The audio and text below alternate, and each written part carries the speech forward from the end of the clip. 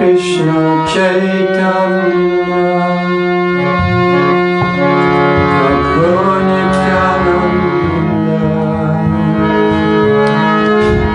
Sri Advaita Gadadhara Sivasana Gaudha Bhakta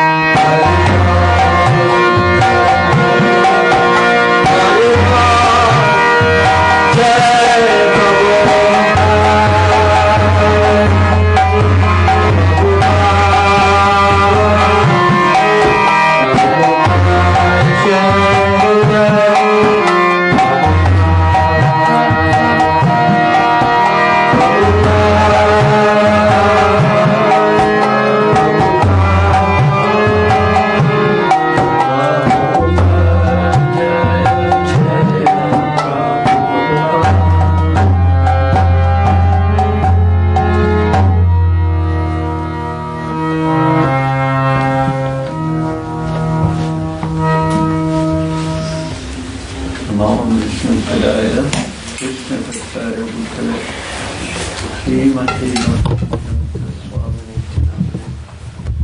Namaste Saraswati Devi, Gauravani Pracharane, Nivase Shasanyavadi, Prashyati Desatatade. Om Agyanatamanandasya Janajana Salakaya Saksushimilatan Jena Tasmai Sri Gurave Namah Sri Caitanya Manabhistam Stapitam Jena Bhutale Sayam Rupakadamayam Dadati Sapalatika Vansakalpatrubhascha Kripasindubhaivacha Patitanam Pavanebhyo Vaishnavebhyo Namo Namaha.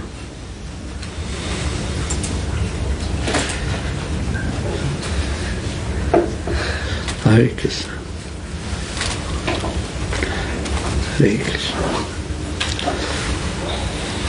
So this third chapter of Caitanya Caritamrta has described Mahaprabhu's return to Nadia district after taking sannyas and his meeting with the devotees and chanting with them again like before. It also described how Mother Sachi made a request of the devotees. And who remembers what that request was of the devotees?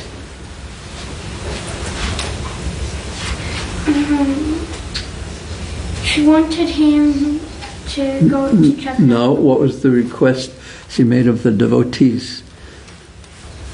Yeah. Oh. She can cook first. That she can cook. And cook.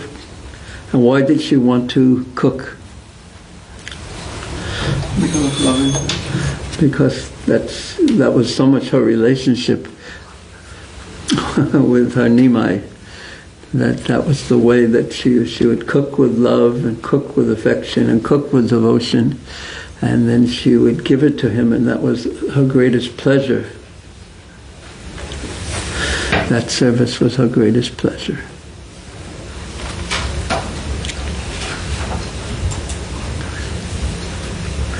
And what was the second request that she actually resolved? Because Mahaprabhu had said that, and this one you can answer. Mahaprabhu had said that there's a puzzle, a contradiction, and the contradiction was that if he couldn't give up the company of his devotees because there was so much love and affection. And on the other hand, if he stayed there with them, then he would be criticized. He would be blamed for a sannyasi surrounding himself with family members and relatives. Because a sannyasi's business is to break those attachments and become attached only to Krishna and depending on Krishna. Now why is that a sannyasi's business?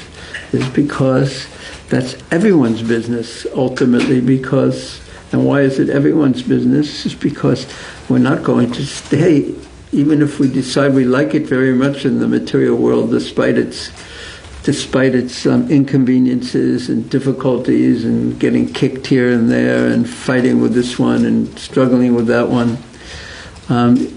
Even if we decide, okay, I like it here, still we can't stay because ultimately everyone is going to get kicked out by the forces of material nature, kicked out by the foot of either Yamaraj or depending upon how you look at it,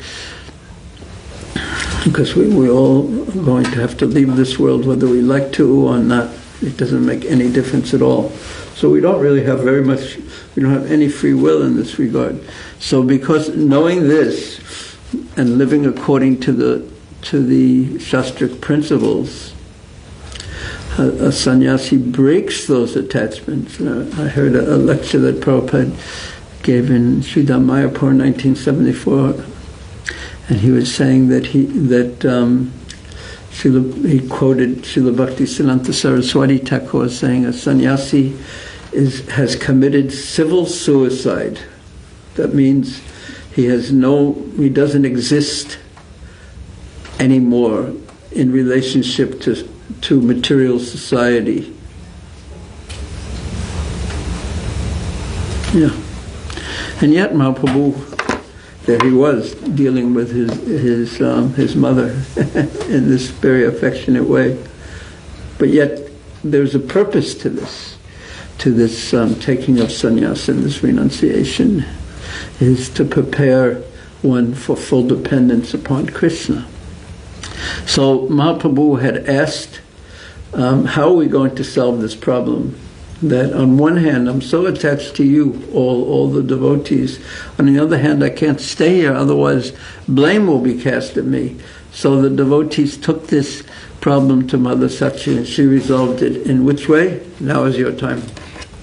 She said Mahaprabhu could go to Jagannath Puri because it wasn't so far from Nadia and there were always people coming and going. So then she would get news of him and then she wouldn't be so far. Yes, she would and be. At the same time, he wouldn't be in his hometown. Yeah, so that would resolve the problem. And also, Mahaprabhu said that, and sometimes I'll come in this area again. And he did this one time, and when he said he'll come to respect Mother Ganga, and it would solve the problem that Mother Sachi faced, is that Visharup, Mahaprabhu's elder brother, had left and he was just gone, and no one knew what happened to him even. So it was like a blank, no news. So for a mother who was filled with so much love, that would be so difficult.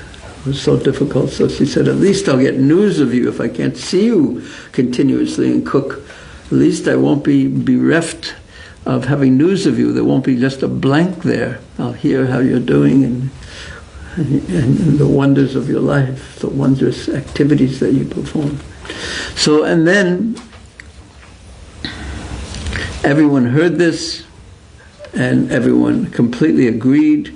Mahaprabhu accepted the principle that he would go and live in Jagannath Puri, and he said, my dear friends, you are all my intimate friends, not only friends, but close friends, Parama Bandhava, just supremely intimate friends. And now I'm begging a favor of you. Now first he's going to say one part of his favor, what they should do, and then he's going to say what he's going to do. So what should they do?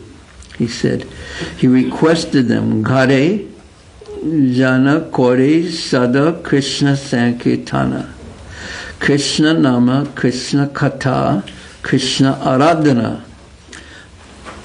Raise your hand if you understand what he said, just by hearing those words. Raise your hand if you actually heard them. I'm going to read them again. Gare Jana Kore Sada Krishna Sankirtan. So go to your homes, return to your homes, and what should you do there? Sada Krishna Sankirtan. Just always chant Krishna's holy names aloud together. And then Krishna Nam, take Krishna's names, Krishna Katha, and speak about Krishna and Krishna Aradhana, and worship Krishna. So always chant Hare Krishna, take shelter of Krishna's names, take shelter of Krishna Katha, and take shelter of worshiping Krishna. Now Prabhupada's purport is quite striking in this regard. And he says, the cult of Sri Caitanya Mahaprabhu, the Hare Krishna movement, is very nicely explained by Lord Caitanya Mahaprabhu authoritatively. He himself is explaining what the mission of the Hare Krishna movement is. It is not that everyone has to take sannyas like Sri Caitanya Mahaprabhu. Everyone can execute the cult of Krishna consciousness at home as ordered by the Lord. Everyone can participate in Krishna consciousness and make use of their life a human life. And it's not required that everyone take sannyas and just leave home. But these type of activities should be followed and acted on. And then one will gain the purpose of life. And when Caitanya Mahaprabhu, this is right in the beginning of Madhya Lila, and when he travels to South India, he did this continuously. He told everyone these things. When he was in Navadvip, he told Nitai and Srila Haridas Thakur, Nityananda Prabhu and Haridas Thakur, to tell everyone, Bolo Krishna, Bhajai Krishna, Koro Krishna Shika. So basically the same instruction. This is what Prabhupada is saying, the purport, that everyone should do in their home. For what purpose? For the purpose of advancing spiritually, which is life's purpose. Now, others may say this isn't life's purpose, but if you ask them what is life's purpose, what will they say? What will others say? What will a materialistic person say? To enjoy. Will people actually say that? Or they just go, I never thought of that. Do people, if you ask them, what's life's purpose? What would someone say? Just an ordinary old bloke or blokini? What would they say? What do you say? They say. I just asked this question like a few weeks back to one of my employee colleague, and she answered, life is finished after this, so I'm here to enjoy, have fun. Yeah. That's what I said. You have fun because soon you're not going to exist anymore. That's what she was. Yeah. So I would say that's very much, if people have thought about it, I mean, that's probably a relatively deep thought for them. But at least I've considered it. And what do you say they say? They want to make money. Make money. And then life's purpose is to make money. And then I'll relax. And then I'll relax. And then? Do you ever see? Yeah. How old are the... Yeah, anyway, okay. And what do you say people would say? I think they said they want to enjoy, make money, have fun. Yeah. And then? And then that's it. They don't care about what's going to happen after they die because they don't think until that point. Yeah. So they just think about current. Why do they think like that? Why don't they think about it? Probably because they don't even know anything after death or what. But why don't they think about it in general? Why do you think they don't think about it?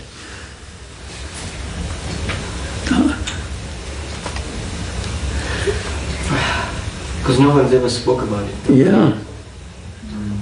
That's what I think. Because it's not the kind of talk that the people in the world ask these questions. They ask the questions, what did you do on the weekend? Where did you go drinking or something? You probably wouldn't want to think about that. Yeah. But it's not in the atmosphere. They don't want to think about it because why?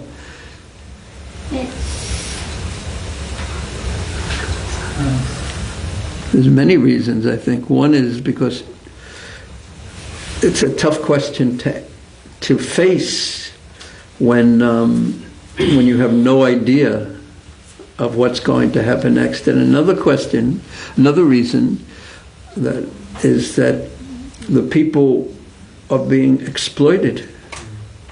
Yeah. Just consume, shopping until you drop. Shopping therapy, if you're feeling bad, just go shopping. It works, except that for a very short time, because you just forget about it. But forgetting about it obviously doesn't cure the problem that I've gone through life and I have no idea what happened, practically speaking. And what do the evolutionists say the purpose of life is? The Darwinians.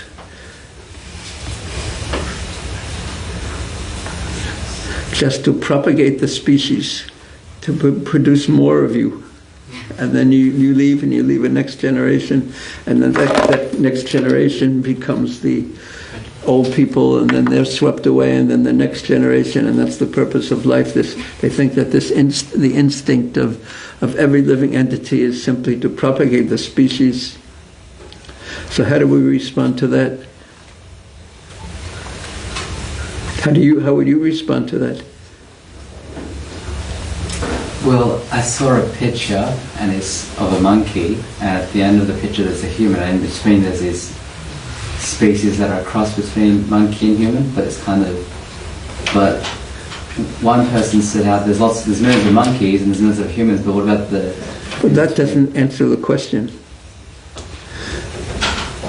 If they say that life is just to propagate the species, you're going to pull out a picture and say, what's between a man and a monkey? What would you say to them? How do you answer that question yourself? What for? What for? What do you mean? I mean,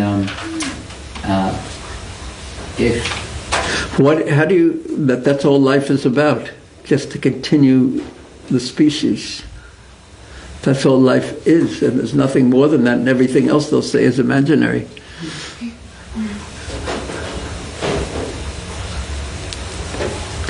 So what will you say if they say, can you prove that you're an eternal soul and that you have a next life, and life therefore has a purpose? Because unless you accept that there's a next life, then you wouldn't think that life has a purpose. If something continues to exist, who is you, who actually is you and continues to exist after the death of the body, unless you accept that, then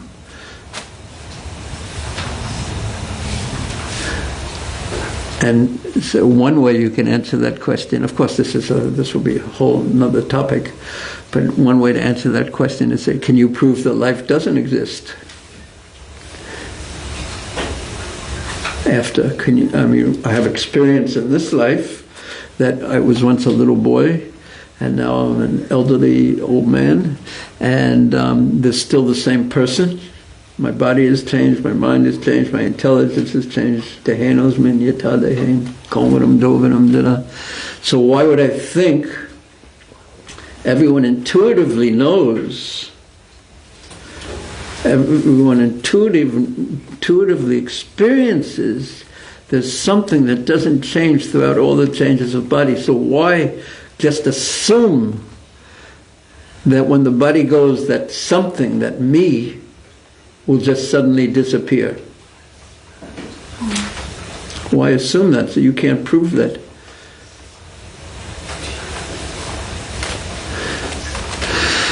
Let us continue. But what do you think? You think life has a purpose, Brother Mohan? Yes. What do you think? What do you think? I'm not quite sure, but I better be a bit safe on this one. Navkishori, does life have a purpose? Yes. What is life's purpose? If you have an exam in school and you look at your father for the answer, they'll think that you're cheating. What's life's purpose? Serving Krishna. Yeah, to serve Krishna. Which is life's purpose, to serve Krishna or to love Krishna? Right. What do you think? When we serve Krishna, the love develops. Yeah. And without love, you can't serve Krishna. Yeah. But we may not be 100% qualified for love of Krishna, but at least we should acknowledge he's great and that we are little and insignificant, and see his kindness, and then try to offer him some service that's natural. So anyway, let's go back to Srila Prabhupada's purport. Everyone can execute the cult of Krishna consciousness at home, as ordered by the Lord, everyone can congregationally chant the holy name of Krishna, the Hare Krishna Mahamantra. One can also discuss the subject matter of the Bhagavad Gita and Srimad Bhagavatam and install deities of Radha and Krishna or Gaunitai or both and worship them very carefully in one's home. Now, what do you remember from that? What struck you from what Prabhupada just said?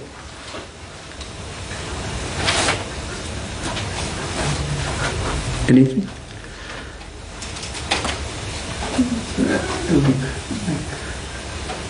Read and chant Bhagavad Gita and Srimad Bhagavatam.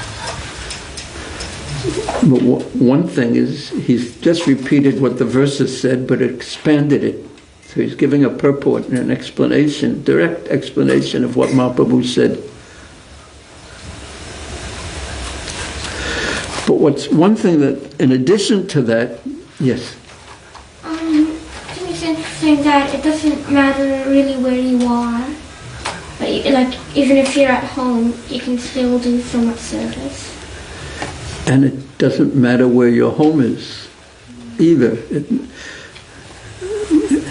We can still serve and advance in this way. Now, one thing that struck me is this last sentence over here. Well, actually, that last sentence contains a lot, but I'll read it again. One can also discuss the subject matter of the Bhagavad Gita and Srimad Bhagavatam and install deities of Radha and Krishna or Gaunitai or both and worship them very carefully in one's home. Now, what words in that sentence really struck you? I could tell you which one struck me, but what one struck you? Yeah. Very carefully. Yeah. Now, what does that mean? To worship the deities very carefully in one's home.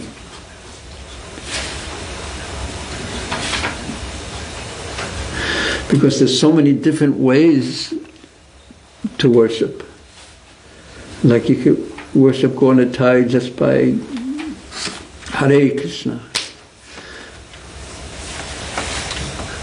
Just by chanting in front of them a little bit. But what does it mean to worship the deities very carefully in one's home? Yeah. To pay obeisances, to offer them yoga, arti, to serve them. Yes, that. But ultimately, what does it mean? Yeah. I think whatever you can do, to do it with love and devotion. Yes, definitely. Very carefully. Everyone is, yes. You need to be consistent and punctual. Yes. Yes. Love and affection. Love and affection, yeah. Cleanliness. Cleanliness, yes. But ultimately, one should think, as Srila Bhaktivinoda Thakur explains, that this is your house and I'm living here as your servant. And everything is yours. And it is not that exactly that you are my deities and I'm taking care of you. It's that I am your servant and what you're providing is things for me to take care of you. I don't think I just explained that very well. But you're the master, you're the boss. It's not like I have deities. And I keep them and they'll accept whatever we give them. But to think that they're the center of the house is the most wonderful way for a householder to worship the deities. And that is the ultimate very carefully, but not whimsically.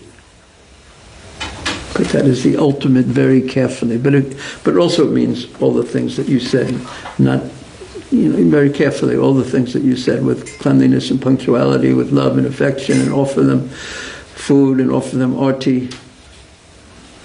And I've been to homes where devotees do this, and it's wonderful. So it's not, Prabhupada continues, it's not that we have to open different centers all over the world. Whoever cares for the Krishna consciousness movement can install deities at home and under superior guidance, means not whimsically, worship the deity regularly, chanting the Mahamantra and discussing the Bhagavad Gita and Srimad Bhagavatam. We are actually teaching in our classes how to go about this. One who feels, and then, is any question up to this point? What? And Prabhupada has basically repeated the same thing again. We could do this very carefully. Carefully means regularly too. One who feels that he is not yet ready to live in a temple or undergo strict regulative principles in the temple, especially householders who live with a wife and children, can start a center at home by installing the deity, worshipping the Lord morning and evening, chanting Hare Krishna, and discussing the Bhagavad Gita and Srimad Bhagavatam. Anyone can do this at home without difficulty. And Sri Caitanya Mahaprabhu requested all the devotees present there to do so. Now, what words struck you in that? Because Prabhupada's basically saying the same thing that the verse said, but what words struck you? There weren't any words in particular, but just the idea, like, since they're revolutionary, that you can just, like, you don't need to, if you can't live in the temple, then that's fine. Yeah. You? Anyone gets struck by that? Not only is it fine if you can't live in the temple, but the whole, this is how Krishna consciousness can spread with different people opening up temples, centers in their own home. They can start a center at home. And how? By installing the deity, worshipping the Lord morning and evening, chanting Hare Krishna, and discussing the Bhagavad Gita and Srimad Bhagavatam. Anyone could do this at home without difficulty. And Sri Caitanya Mahaprabhu requested all the devotees present there to do so. Did anything strike you? Any words? You caught the words that were on my mind last time. To open the centers at home so you can do it at home. You don't have to go anywhere. That's what's stopping you. Can do it at home. Yeah. Anyone else? Okay, I'll just tell you the words that struck me. 2 words. Without difficulty. Now, what is the difficulty? Sometimes Prabhupada would ask, what is the difficulty? The first one that comes to my mind is everyone's too busy with their work, such demand. And then when they get back from work or whenever, they're tired. And then another difficulty is their mobile phones demanding attention and telling you all the people who have contacted you in social media and so many different varieties of distractions in the computer and this and the movies that are on and the television shows that are live streaming right now and this and that and YouTube videos and so distraction is a great difficulty. And on the other side, what is the other difficulty? Lack of desire. Because distraction is strongest when our focus is weakest. And why is our focus, why do we allow ourselves to get distracted? Because our desire is weak. And why is our desire weak? Well, we can all ask ourselves that question. And we can all answer that question privately to ourselves. But really, when Prabhupada would say, what is the difficulty?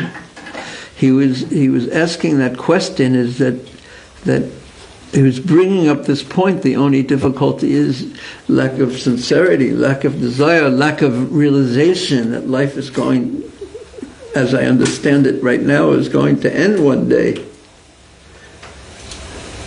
Lack of that's on the negative side, and on the positive side is lack of affection for Krishna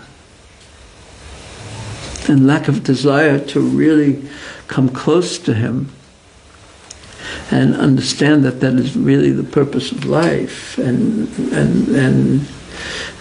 lack of attraction, lack of taste, lack of attraction, lack of love, lack of affection for Krishna, lack of faith, too much distraction by other desires, lack of taste, lack of attraction, and lack of love. What do you think of that?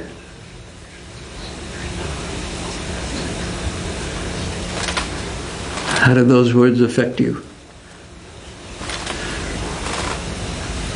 I think part of it could be a person has a lot of desire and a lot of want, but at the same time there's society pressures that make them think they need to do something else, but at the same time they mix it, they try to do what they think society wants, but in a Krishna conscious way, if that makes sense. Like, for example, yes. work.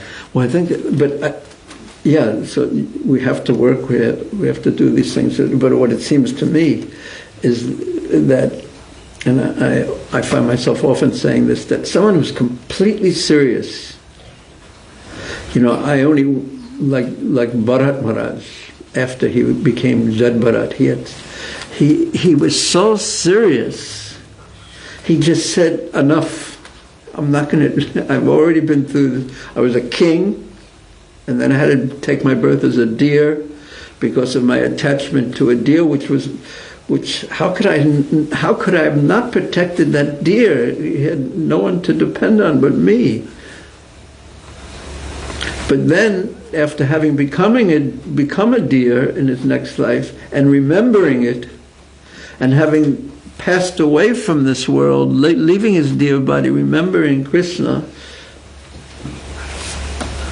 in his next birth as Jad Bharat, he just said, enough, finished. I'm not playing anymore. I'm not playing this game anymore. I'm not dealing in the material world anymore. I'm not going to, even though I'm in the material world and have a material body, finished. Because why? Because he had love for Krishna, and he was therefore completely detached. So that's the definition of Santaras, the completely detached from the desire for any material enjoyment and complete attraction to Krishna.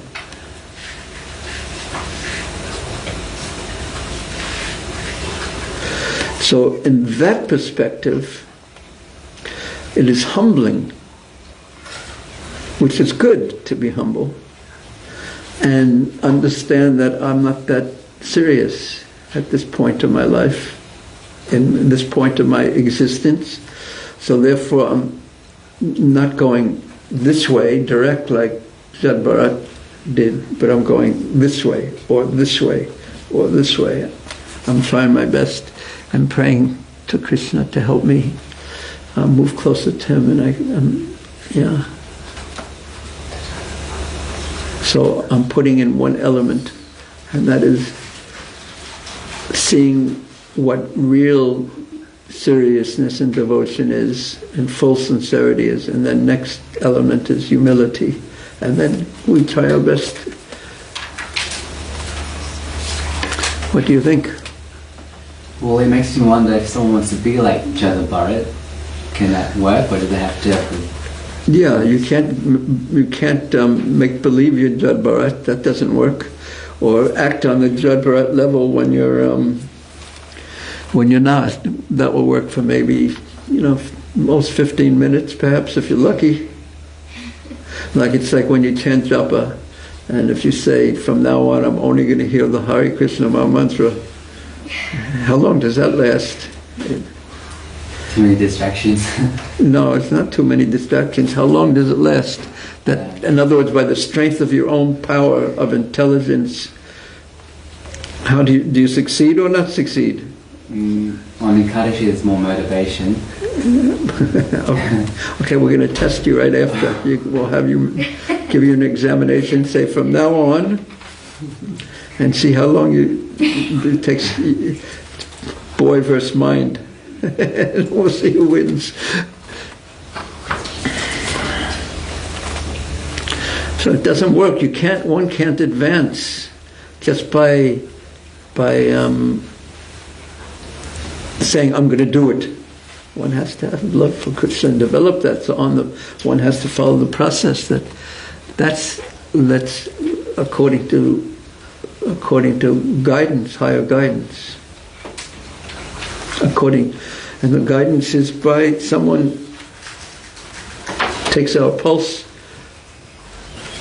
The doctor takes our pulse, and he prescribes us according to our particular situation at the present. Not everyone should be like Jad Bharat. That's what Prabhupada is saying that here. He's giving practical prescription. Would you like to be like Jad Bharat?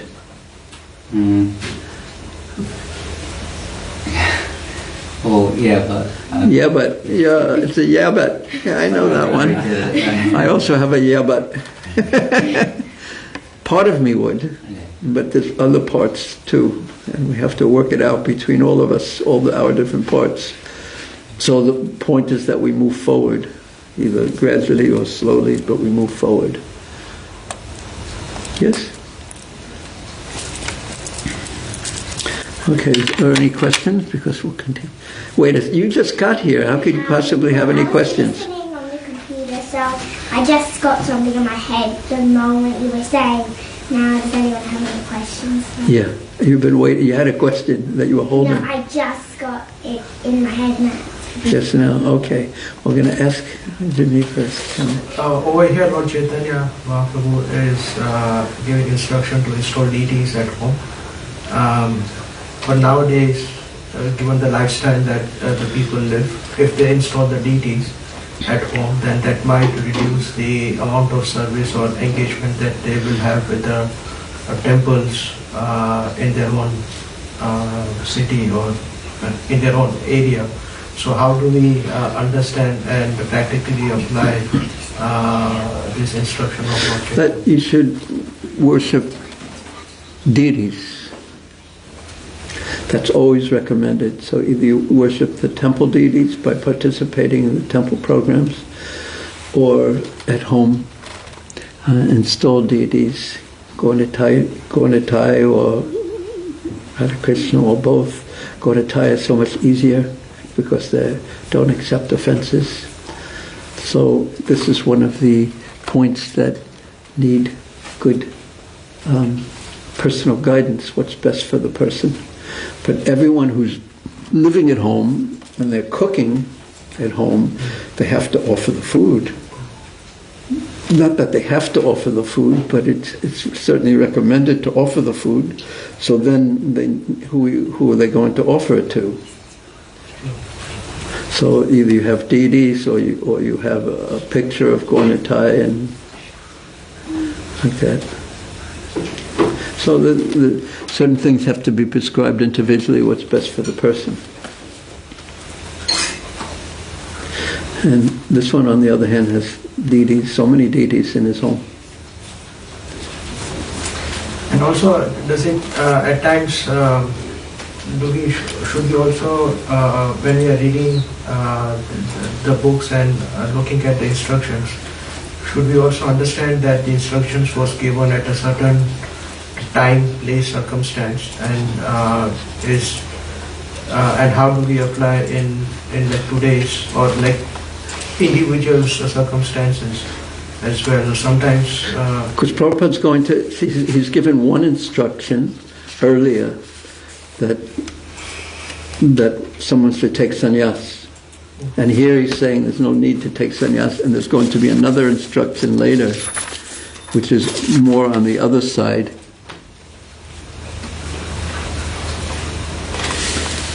Yeah, so he's going to be giving, and then there's another instruction about more on the sannyas side. So there's going, if you just read one verse and one purport and think that that's everything, then then you become a fanatic. So what you need to, someone needs to do is one has to have the full scope of the literature and digest it, and then understand which parts are applicable to which person. And then also, in addition, we need those who we trust, who are wiser than us, more experienced than us, more advanced, that we can ask them, you know me, you understand my situation, what's the best thing for me at this point? Yeah. Does that answer your question? Is this a real question or are you sure? Did you give it to Braj Mohan first to pass through his filter? Okay, we'll give you a chance. Okay. So, when you were saying, is it to love God, to love Krishna, or serve Him? So, I was giving the opposite answer, to love Him, but also to do both and just serve Him. So I would give all of those answers, including both of them. Yes. I think that's fair enough. Would that be okay? To Yes. do all of them? Yes. You should love Him, you should serve Him, because love means service. It's not just staring at them. But it means to do service. Loving, devotional service. And service, if it's not done with devotion, it's just business. So it's not actually, in the word is seva. So seva means more an offering. And doing, like when you go to, if someone goes to the office and has a job, they may say that it's like service or something, but it's not. It's business, because as soon as they stop paying you, you don't come. So it's not actually done with a serving mood. Well, like just what you said, like before the serving mood, you said that when they stop paying, then the person doesn't come anymore because they're obviously they're not spiritual. They're like on the material platform, whatever. In other words, they're just doing business. Yeah, you give me this, just like when you go to a shop and you want to buy some fruit. So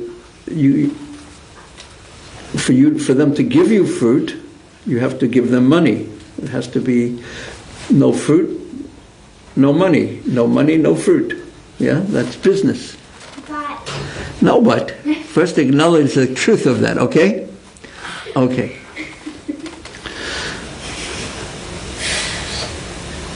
So, and then... No, so.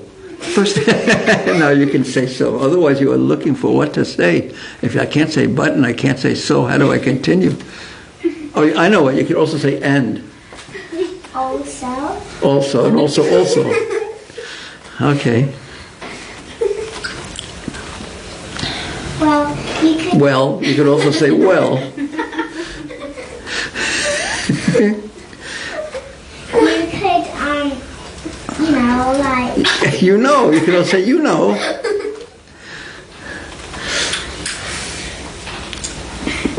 Sometimes people think that it's service, but materialistic people, like, they think that it's service doing their job. It's service going to the shop. Right, but it's service in one sense, but it's not service in the sense that we mean it. Yeah. So it's service. And also when we approach Krishna, sometimes we have that mood too, that it's not quite service and offering to Krishna with love. Sometimes we have the mood, okay, Krishna, I'll serve you, and then we say, but, or so, and then we say, but here's what you have to do for me, and I'll continue serving you. But that's not what bhakti is. Bhakti means anyabilasita sunyam, that I'm doing this just for your pleasure. I don't want anything else done. If you're pleased, if you're made happy by this, this is my satisfaction. And this is all I really care about. Now that state where you're only concerned with pleasing the other one is called love or devotion. Yeah, so like I was saying... Sorry for interrupting you, Kiwi. Do you know I play with you sometimes in this way?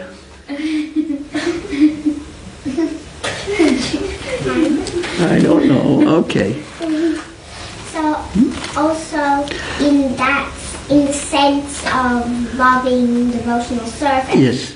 there are a lot of different ways to do it. You could chant, you could do his past, you could say stories of his pastimes, you could... But also sometimes you just have to do what you're told. And not say, but I could also chant now instead of like cooking. Or I could also do this, and I could also do that, and that's also service. So sometimes one has to do what one's told because we always don't know how to put Krishna in the center. So sometimes, like our parents or teachers, they know what is best for us at this point even more than we think we know what's best for us. And that's not easy sometimes to just do what we're told, is it?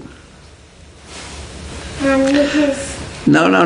First, we want to acknowledge that sometimes it's not easy to just do what we're told. Okay? Okay. We're running out of time now, because I want to find out if anyone else has any questions. You mentioned that worshipping Radha Krishna and Gauri Nitai from home. Yes. But what about, for example, if someone travels for the sake of work or education and they're staying in an accommodation where it's not Krishna conscious and it's very, pretty much everyone's breaking principles and things like that. You don't want to stay in a place like that, do you? So, why make a theoretical problem? Well, many people... Is that your situation? You know what? But you know what happens to a person who stays in a place where everyone's breaking the principles, and what happens to a person like that? They're going to have problems generally. So what should a person do? Is a person should find a better place to stay. And then one could say, well, what happens if one's forced to stay in a place that one shouldn't really be staying in, but forced by circumstances that may happen too? But one should be very, very careful and very humble and really be serious and deep and prayerful, because one should know one's position is very precarious. Any other questions? Okay. I think we shall end a couple of minutes early at this point. And Hare Krishna. Thank you. Hare Krishna, Hare Krishna. Srila Prabhupada ki jai, Sri Gauri Nitai ki jai, Sri Caitanya Caritamrta ki jai, Nitai Gaur Premanande Hare Hare Bol.